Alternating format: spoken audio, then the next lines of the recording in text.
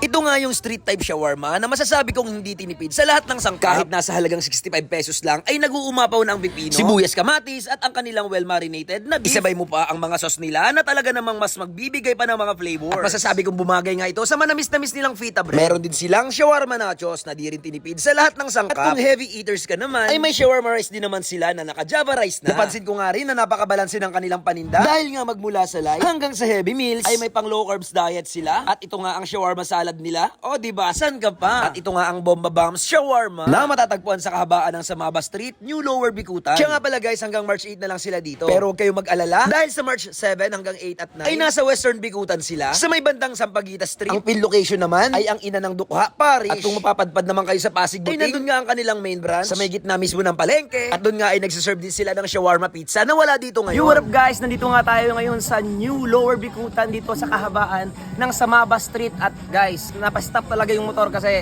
may nadaanan akong napakahabang food bazaar guys. Sa dami na pagkain dito na pagpipilian talaga. May isang pumuko ng aking pansin dahil sa amoy ng kanilang niluluto yung shawarma nga Bomba Nagar. At meron nga sila dito mga ino-over. Ito nga, number 1 yung kanilang shawarma.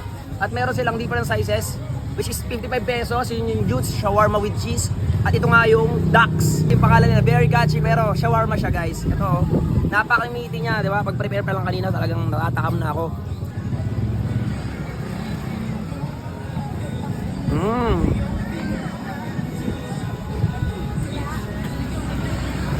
Panalo. Ano? Panalo yung sauce nila. Grabe, nagko-compliment yung ano, mga gulay tsaka yung beef. Panalo to, isa pa? Sarap.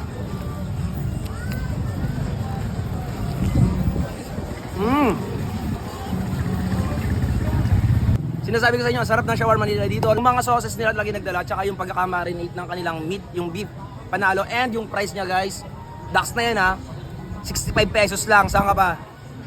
Syempre guys, sa mga mahilig sa shawarma, at syempre, gusto nyo yung medyo heavy, meron naman silang ino-offer dito guys, na shawarma rice. At ang kagandahan nga rito guys, yung shawarma rice nila is, ang ginamit nila is Java rice, hindi yung normal lang na, yung plain rice, talagang Java rice siya. At talagang makikita nyo guys dito yung napaka-meaty na mga beef oh.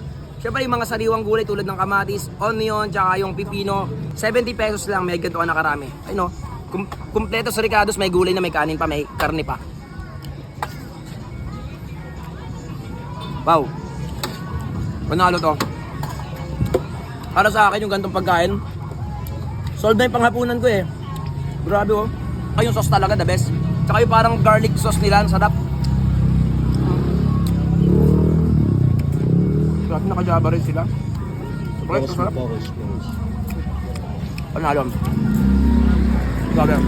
Meron silang light meal na tinatawag dito na shawarma nachos. At ito nga yan guys oh. Natin guys.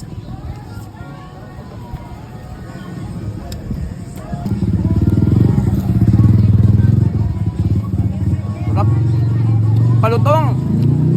Tapal, sarap. Grabe. 70 pesos, hindi ka natalo dito, panalo to. Syempre guys, meron pa sila dito, last but not the least, meron din silang shawarma dito na salad. Kakaiba yun para sa akin ngayon. Gulay talaga agad. Oh. Para sa inyo to mga nagda-diet oh. Sarap. Ano? Hindi lang sila puro ano eh, heavy meal eh. Meron din silang pang balance talaga.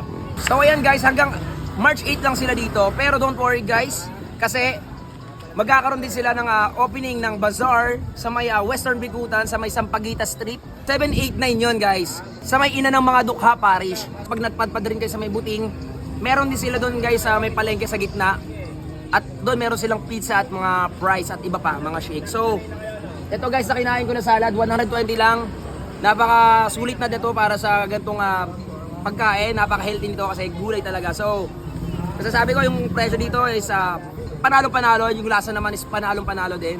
Hindi ako nagsisi dahil sa dami kasi ng maraming kainan dito, masasarap talaga eh. Pero dito ako napahinto, pero sinasabi ko, sulit naman yung paghinto ko dito. Puntahan nyo na sila sa Western Bikutan, 789, tara, makisarap na.